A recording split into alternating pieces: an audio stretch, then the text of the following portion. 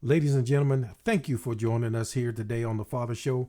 If you are a man and you are a father or a grandfather or a uncle, you have got to watch the show today. Don't go anywhere. Stay tuned, and we're going to be talking about something that you have got to hear about.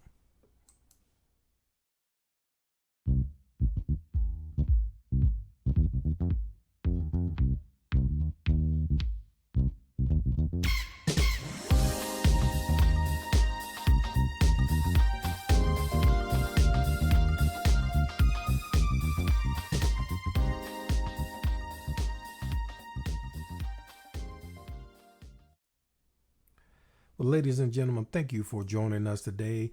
And you're watching the Father Show, and I'm so glad that you're here with us.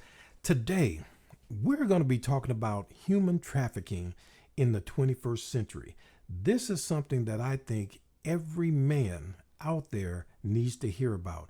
I don't care if you have kids or you don't, but if you are an uncle or grandfather, anybody that's associated with kids, you need to hear about this. And today we have a unbelievable guest that I'm really so proud that I've been able to get her on the show. But today we have Darlene Bradley, and she is a former special agent that was assigned to the Department of Homeland Security in Indiana, office since the conception. And prior to that, she was employed by the U.S. Customs Service Office of Investigation in Chicago, Illinois. And she also has been involved in human trafficking, both international and domestic. And she was also one of the founding members of IPAT, which is Indiana Protection Against Traffic and Abuse Humans, which is the combination of a federal, state, local, and law enforcement and service providers to assist with all aspects of human trafficking. So, ladies and gentlemen, I want you to welcome Ms. Darlene Bradley to the show, and let's learn something today that is going to help us protect our kids. Darlene, thank you so much for being a part of our show, and I'm so glad to have you and so honored to have you on our show. I wish I could have read all of your bio, but that probably would have taken the whole 30 minutes of the show. So we won't do that. But you are definitely a lady that knows a lot about this. And with that, I want to dive right into it because I think this is a subject that we as men don't really think about, even as fathers. We don't think about, especially if it doesn't happen to us or somebody that we know. But it could happen, and we need to know how to protect our kids. So, how can a parent protect their child from being caught up in human trafficking? Well, first and foremost, Mike, I wanted to thank you for even tackling this subject because a lot of times people feel it doesn't affect me. I'm not used to that. I don't even know about it. It won't come near me. I don't need to know about it. It's not in my purview. But we all, as U.S. citizens, as people, we need worldwide. We just need to be aware of what human trafficking is and what it's not. And I wanted to thank you once again for going into my bio. As sometimes as you listen to all the things that you've done, you're like, wow, I did all that, or I didn't do all of that, or and it's really interesting because, like you said, you didn't get all of it. But I always say that one of my most influential times are working in this arena was with working with victims of human trafficking once we were ascertained that they were victims. Now, I want to get into your question, and you said, how can I, as a parent, be aware of this? And I always say, knowledge is the key. Making sure you understand what human trafficking is and what it's not. And I want to kind of go back into a little bit about my duties and responsibilities. And because when I first started out, and I always say this, when I first started out, I didn't have all this gray hair. So And through the course of working investigations and just training other facilities and other lawmakers, that helped me to kind of like be more knowledgeable of what it isn't and what it is. Now, when we talk about how can we as parents know to help our children not get involved or not get tied up into human trafficking? Well, first of all, you need to know what human trafficking is. Now, I can give you a clinical definition and tell you what how I learned and what human trafficking is supposed to be and what it's not supposed to be.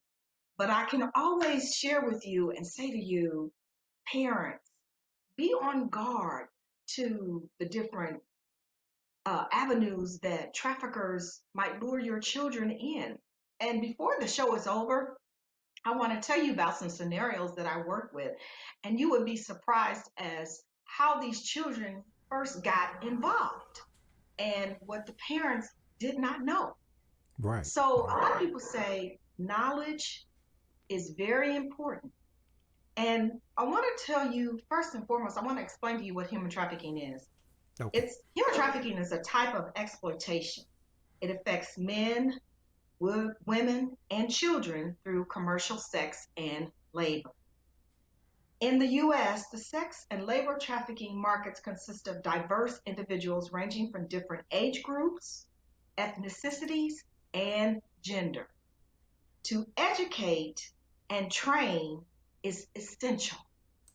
Not just our law enforcement officers that are out there working and seeing, running across trafficking victims, but also your parents, knowing who your child is associating with online.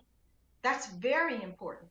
And what I have learned is very unique, parents. What I have learned is that you allow your child to have one email address or one social media account, you better believe 9 times out of 10, they have an unknown one that you don't know anything about. And they very well could be conversing with someone who purports themselves or claims to be their age, but somebody much older. Mm-hmm. And does that make sense? Yeah. Mike, I see you shaking your head. Yeah. Yeah. So as parents, you have to do your due diligence. You have to, so what? Stand behind your child. See who they're chatting with. See what website they're on. Are you taking care of those social media accounts? Are you the one paying the bills? That's what you should do. It's your responsibility. I believe that given the climate of what's going on today, that as parents, we have a responsibility to our children to know who their friends are, where they're going, and who they're going with.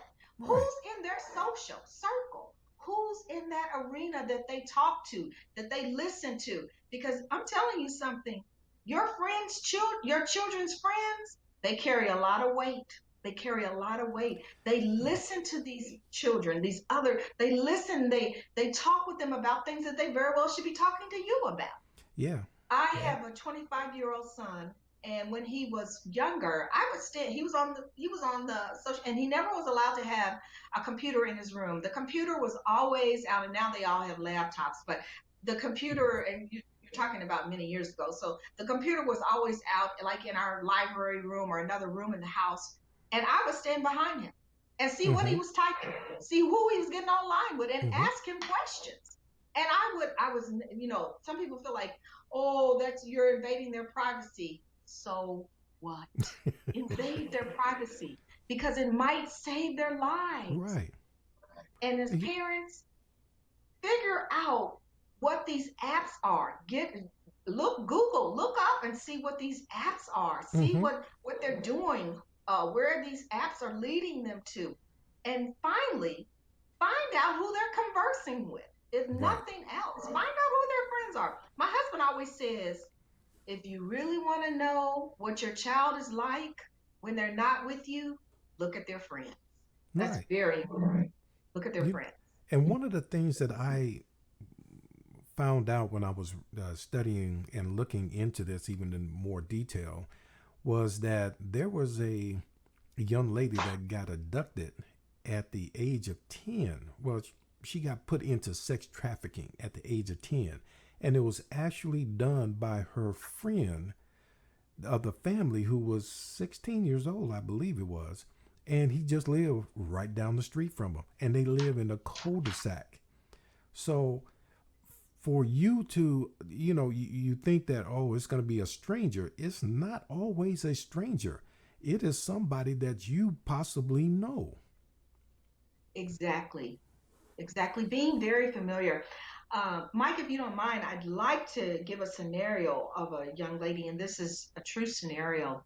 Okay. And I always start out with this when I'm talking to audiences or parents or what have you. And there was a young lady, and she was in her teens, and she met a young boy, young man, another young man. In fact, he was coming to her. She lived with her grandmother, and he was coming over to her grandmother's house to buy a car from her uncle. And they began to converse. They began to talk and talk on the phone. He would come over and talk, and they would go out and hang out and have fun and, play putt putt together, a lot of different things, just hang out together. And one day, he said, you know what? We're just spending, now she's in her teens, we're just spending too much time apart. I stay with my uncle, and he wouldn't mind if you would come and stay with us. So just pack your stuff up, because you know what? I'm your boyfriend, and you're my girlfriend, and we need to spend more time together. And so she obliged. She did it because in her eyesight, he was her man and she was his woman. So they began to spend time together. And then one day he said to her, he said, I can't pay the bills. My uncle's asking me for more money than I have. I don't know what we're gonna do. And she said, wow. And neither one of them at the time really, she worked little waitressing jobs, but not, she didn't make a lot of money. She was spending a lot of time with him. She really didn't have a job. She hadn't even really graduated from high school yet. And he said, we got to figure something else out. He said, because this is just not working. We need more money. And so she said, well, honey, let me, what can I do? I don't want to put any more burden on you than you already have. What can I do to help this situation? And he said to her, he said, let me think about it. I'll get back to you. Hmm. A couple of days later, he comes back to her and he says, I found a way we can make some quick and easy money. Now, all we have to do this is one time. All you have to do is just one time. I promise you. And she said, what is it? And he said, you know that truck stop on the south side of town? Mm. There's all these truckers, and they come in and they're so horny, and they would love somebody like you. And all you got to do is just one night, just sleep with them one night, just have sex with them one night.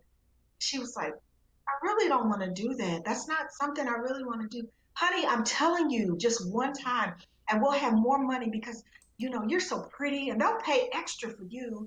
You just one time. That's all I'm asking you to do at one time, just for us, just for us. She said, okay.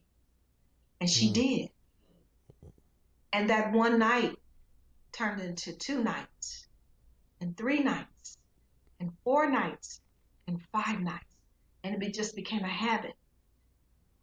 And she began to notice how he was changing towards her. And she didn't understand why, because she was doing everything he asked her to do. Mm-hmm. Everything. And so one day he didn't make her go to the truck stop. He said, we're going to go to this party. So they walk in, and she begins to notice he stopped walking alongside of her. He began to walk ahead of her. He didn't want to walk with her. And they walked into this party, and there were some people there that they both knew. And they said, oh, you two are together. And she said, yeah. And the young lady asked them, said, well, what is he to you? And what are you to him? And she lovingly looked at her boyfriend, whom she thought loved her, and she loved him. And she said, honey, what am I to you? And he Hmm. looked at her and he said, I am your pimp and you are my hoe. Wow. And she knew the trajectory of that relationship had changed the first time she went to that truck stop for him. And she Mm. said tears streamed down her face. And this is a true story. And as she was telling us this story, because this pimp was somebody that we had arrested And as she was telling the story, tears were streaming down her face because I could feel the emotions of what she had allowed herself to get into, Yeah. thinking this was a young teenager, a young Yeah. teenager. So those are some of the things that you come across. And that's just one scenario, Right. just one scenario. Because I heard about another story that I read, and it was about a woman that was in college, and her boyfriend, quote, uh, got close to her and did it very slowly, but he eventually got her into doing something very similar to what you just said. So, so it happens, and it's not really, you think about it, oh, it might be a young kid that's 10 years old, or, somebody. Because let me ask you, what is the average age of a child that gets abducted? The average that happens. Okay, Mike, are you talking about that's abducted, as far as just kidnapped, or abducted and brought into the human trafficking circuit? Brought into the human trafficking. I have interviewed girls as young as 13 years old. And Really? there was one individual, she was 12 years old, and they brought her. But I believe the average age is anywhere between 13 to 15. That's because you have to remember there's a clientele for them, quote Mm-hmm. unquote, Mm-hmm. and the younger the better. The younger the better. So Yeah, and that bothers me even more so because yes, as a man, and I have two daughters, and I just don't understand how you could abuse a little girl. And like we just said, it's not always a little girl, because it might just be a teenager, or somebody in college or even older. But yes. it just, how can you really set your mind to do that? And I don't know. I've had some. I know it's an addiction. I know it's a mental problem, but I just don't really, in my mind, I just don't get it, how a grown man could say, I want a 5 year old, for instance. I know. And it's like, what in the world is that 5 year old going to do for you as a man? Really? What makes you desire a 5 year old?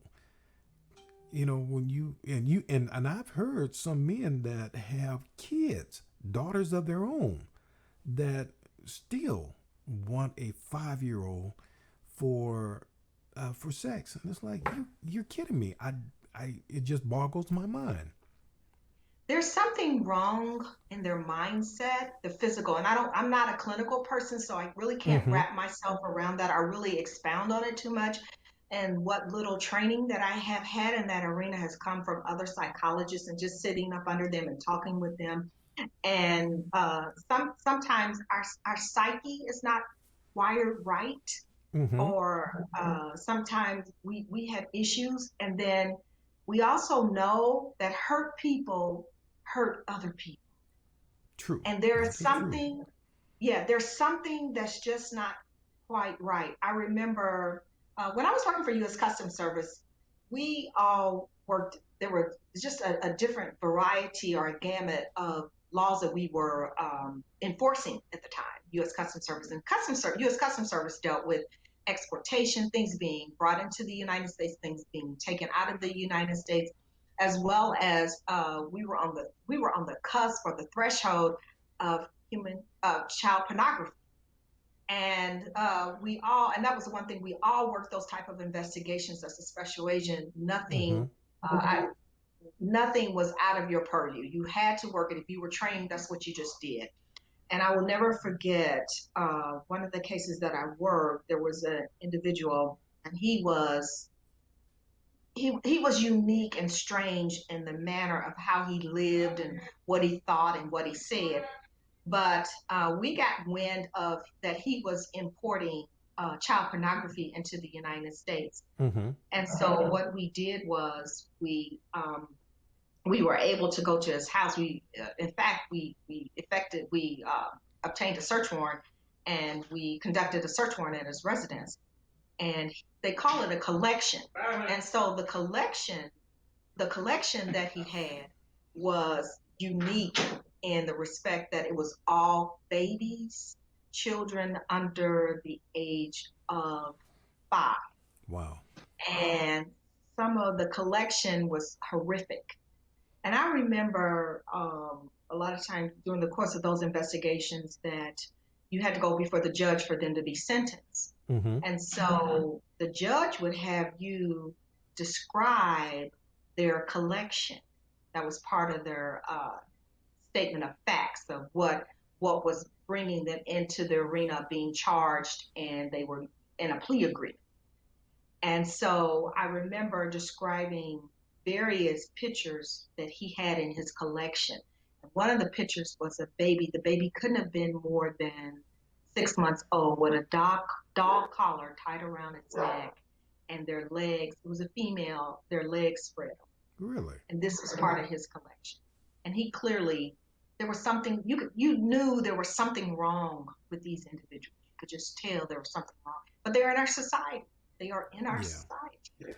No. You know. And they are, and they're everyday people that you see, and you wouldn't have a clue as to who they are. And you know, I go back to the subway guy, and I can't even think of his name off the top of my head. But I know who you're talking about. Yes. Yeah. Garrett, what's his name? Garrett. Gary. Jared. Yeah. Yeah. But you never would have expected that. Not at all. And I mean, that was just something that you know, your mouth just hit the floor, and hopefully you was sitting down when you heard about it, because that just was, you know, blew everybody away. But let me ask you, once the kid has been abducted, and what is the likelihood that you're going to be able to get that kid back? Wow. It depends on it depends on a variety of factors. There are units, especially working with the FBI, and I worked quite a bit with the FBI, and they were, you know, first in that type of investigation, kidnapping victims, different things like that. So, and I didn't do a lot of rescue, so I was not privy to a lot of that information. Mm-hmm.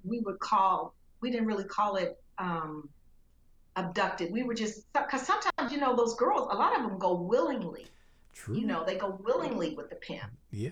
So a lot of that played a factor in that. So, and I think you need to repeat that, because they need to, you know, the men need to understand that this is not always something that, you know, your child is snatched up and taken into. Sometimes they're lured into it. Exactly. And so they are willingly going. And really, I think they're willingly going without knowing what they're really getting into. Mike, you just spoke volumes. I am so big on scenarios, because that's what I've worked with. And when you said that statement just now, it reminded me of another situation. There was a young lady working at the mall. She was like 15, mm-hmm. 15 or 16, and she is on a break, and she's talking to her mom, and her mom are in a verbal altercation on the phone.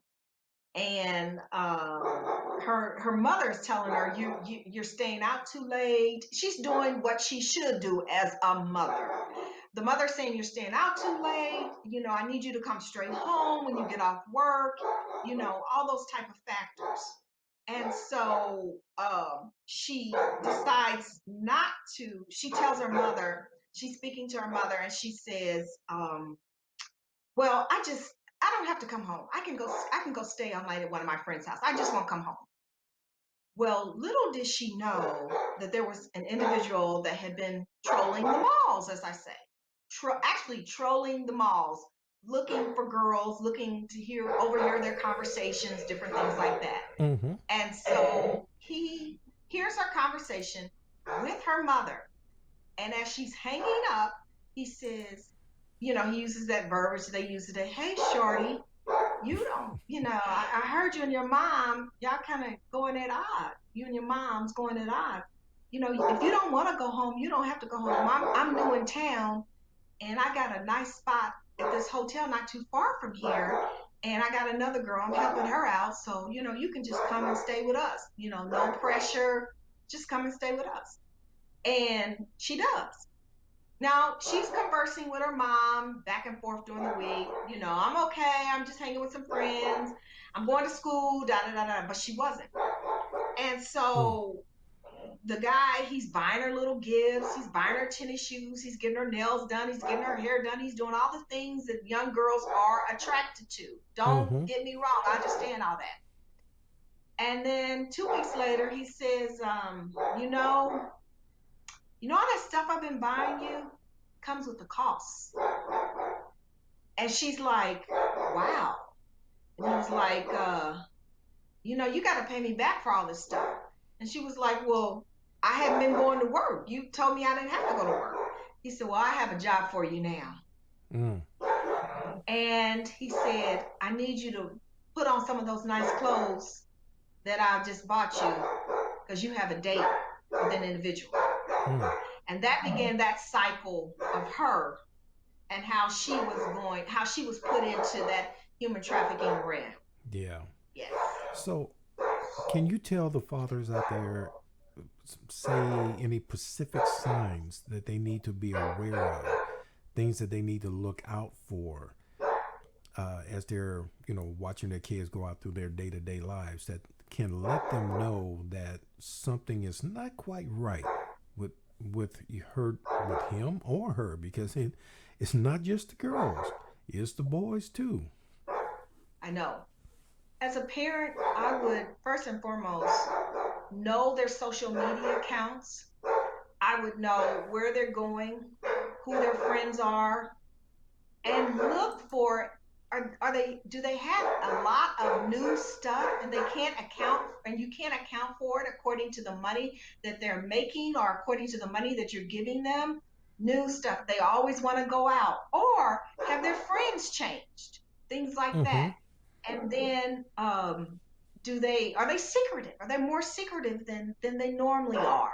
Mm. And the factor is, do they have a new boyfriend or a new girlfriend, somebody that just doesn't fit the realm of who your child has normally been around with? So Mm-hmm. those are some of the factors. Those are key factors. Key factors. Yeah. So and things and and like and, that. and it really, I know it's, sometimes we think of these, pimps uh, as men, but they're not always men. They can also No. be women. Exactly. Exactly. Exactly. You are so right, Mike. They can be women. And because that was one of the things that we noticed when we rescued about 5 girls from this one pimp at one given time. And that was the other thing. When the girls don't get the services they need, there are so many Mm-hmm. things they need when they come out of that lifestyle. And if they don't get that lifestyle, they'll go back to what's familiar with them. And so one of the girls realized, I don't have to be pimped. I can be a pimp. And that's Mm-hmm. exactly what she did. Wow. And subsequently, she was caught. Subsequently, she was charged. So she went from being a victim that we were trying to get services to help to being someone who was victimizing other individuals. Wow. That Yes. that's something. Now, so through all of your investigations and all the things that you've done, is there anything you could have done to assist more victims during your investigation? It's funny you asked that question because there was one young lady, and she still, and see, that's another thing. Sometimes young ladies, especially when they go from being a minor to being an adult, when they transition over being, once they reach at 18 Mm-hmm. and they incur new charges or new violations somewhere, it could be anywhere from a drug trafficking charge to a DUI, because all these things are coming up against them and they have not gotten the services that they need. Mm-hmm. And there was one young lady that we did not know that we had rescued her. And we took her home to her grandmother. We placed her back with her grandmother. And most people think when you say grandmother, you think of somebody very loving, you think of somebody very kind, you think of somebody that's going to protect you. Because I knew how my grandmother was. Loved my Right. grandmother. She was the bomb, as they say. And I loved her. And so we take this young lady home to her grandmother. Well, 2 days later, I get a call from one of our local vice unit guys, and he says, Darlene, XYZ was arrested. And so I was on him. I was like, why are you arresting my victim? She's a human trafficking victim. I was fussing. I was just going off on him. He said, calm down. You don't understand. She was picked up with the uncle. The uncle was doing drug drops. So she was holding for him. And that's how they got her. Mm. So I marched my little happy self to that jail. And I'm like, XYZ, what happened? We had you safe with your grandmother. Now you've got to deal with this other charge. And she said, you don't understand. And Mike, this is going to blow you away. I said, what don't I understand? And I was in the process of getting her services and trying to help her. She said, Hmm. you don't understand. And I said, help me to understand. She said, when you dropped me off at my grandmother's house, my dad was there. I said, and she said, one of the years that I lived with my grandmother, my dad lived there too. Instead of on my birthday, instead of buying me a birthday cake or a present, he buys me marijuana and gets me high so he can have sex with Oh, me. I couldn't wow. stay there with him. And see, we didn't know that. I did not know that. Because had I known that, I would not have put that young girl back. Yeah. So Yeah. things like that, there needs to be more that we as investigators, we as NGOs, we as law enforcement officers, we need to know more about where we're placing victims once we rescue them. And believe it or not, I learned a valuable lesson from that. I needed to be more nosy. I needed to provide her with more information as to what I needed to ask more questions. Is this Yeah. a safe place? Are you okay here? Is this going to cause you any harm? I didn't ask those questions Yeah. because Dig I a did little not know. deeper. Yeah. Yes. Yeah. Yeah, I know hindsight, but you know, Yeah. sometimes you're hoping or you're thinking that they're going to volunteer the information and say, "Oh, no, no, no, no, don't put me there because my daddy is there." But it doesn't Yeah. always happen that way. So No. yeah, so for even the kids out there, so if you need to get out or you get a chance to get out, tell it all. Don't hold Yes. back. Don't hide anything because you are not at fault. You are the victim. And Exactly. I know with our judicial system, they don't look at the child, or in this case, the victim, as really a victim. They treat them just as bad as they do somebody that robbed a bank, or Exactly. You're and right. and I You're can't right. understand. That's not understandable. Well, I do understand it in a way because I do know that there are police officers that also pay for sex. So Yes, we've had to yeah, deal with some of that too. yeah. Yes. So we can understand that in some aspects. They know what they've done and how they view the girls that they've done it with. Yeah. And that Yeah. seems to be a problem. But I think as a whole, our system needs to do better at protecting these kids and getting them the help they need and not treat them like they are at fault. Yeah. And that's why, Mike, when I made the transition from Homeland Security, I realized that I couldn't sit on the knowledge, I couldn't sit on the information. And the one thing that has made me be cautious about a lot of things was that a lot of people don't know, and they need to be made aware. And there are different facets of training that we need to make sure our public sector gets. The law Yeah. enforcement training is much different than the mom and the dad training or the school training. Children need to know. And awareness is so vital to us becoming aware and having more knowledge. Yeah. That's so vital, and that's one of the things. And even with the COVID-19, I still been trying to step up my game and make sure that the training goes on, because you better believe that in a situation or an arena, or the climate that we have right now, Hmm. human trafficking has not ceased. It No, has not ceased at all. no, No. because from my reading, this is the third largest um, criminal activity in the world. And the only thing Yes. that beats that is gun trafficking Drug um, trafficking. and drug trafficking. Those are the only two things Exactly. that beat out sex trafficking or human trafficking. That's Yeah. amazing. Last time I checked the statistics, human trafficking was $150 billion industry.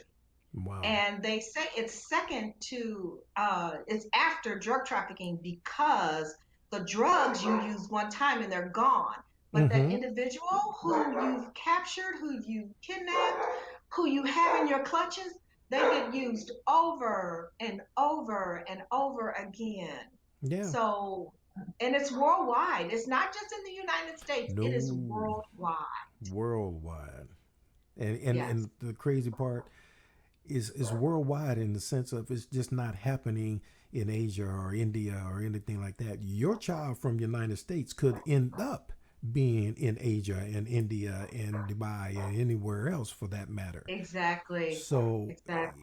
when it's worldwide, I mean it's worldwide in every Exactly. aspect of it. But right, but I don't want to scare people or make them think that Taken, that the movie Taken, that's not a very good example. It's not. Mm-hmm. We really don't like using that example. We really don't want people to see Taken and say I'm just gonna keep my child at home and different things like Well, that. yeah, I don't because want. and we just talked about it. It can happen very slowly with a friend Yes, or a boyfriend or a girlfriend that can exactly. lure you into it.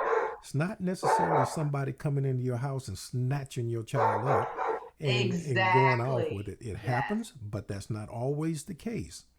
So Yes. that's what we want, the fathers to understand that, excuse me, they have to be very aware of what's going on with their kids. And, because this can happen to anybody. It doesn't matter if you're Exactly. rich or if you're poor or, if you live in a cul-de-sac, you live in, the projects in a trailer. It doesn't Exactly. matter because all Yeah. kids are acceptable to this. Exactly. Exactly. So, Darlene, this is our time for the show, but man, I am so glad to have you on this show, and I'm so glad that you were willing to provide your knowledge, into this matter because I know human trafficking is huge, and it's something that bothered me when I've, seen the movie Taken and just watch other movies that involve human trafficking and it hurts my heart to think that Yes. these Yes. kids can be lured into it, snatched into it, brought into it, and sold around the world for sex. And not just sex. I mean, there's other human trafficking that goes on for service. Exactly. So it's Yes. not just sex, but it's service. So we have to, as fathers, we got to protect our kids. And you said you have a son yourself, and thank God he's 25. So I think he's a little out of the. He's okay right now, Yes. and thank Yes. God I think my youngest is 18. So I have to worry about her a little bit, but the other ones they're older. We have kids up to 30 years old, so I think they're okay. But thank you so much for being a part of the Father Show and coming on and giving your expertise. I don't know, is there any additional information that you can give to fathers that, where they can go to get help, um, what they can do that, any closing remarks you like to give? Well, I always like to give this. I have this. It's called this 21 apps parents should know about, and it was given to me by the Sarasota County Sheriff's Office. And that number is 941-861-4005. I was trying to see if there was a website on here. It's called, and you probably could just Google this, 21 apps parents should know about. And it's really informative, really, really informative. And then I always like to give out the National Human Trafficking Hotline number, and that's 188 373 7888. I'll do that again. It's the National Trafficking Human Hotline number, and that's 1-888 373 7888. And then we all text today, so it's text Be Free, and that's Be Free, or the numbers will be 233-733.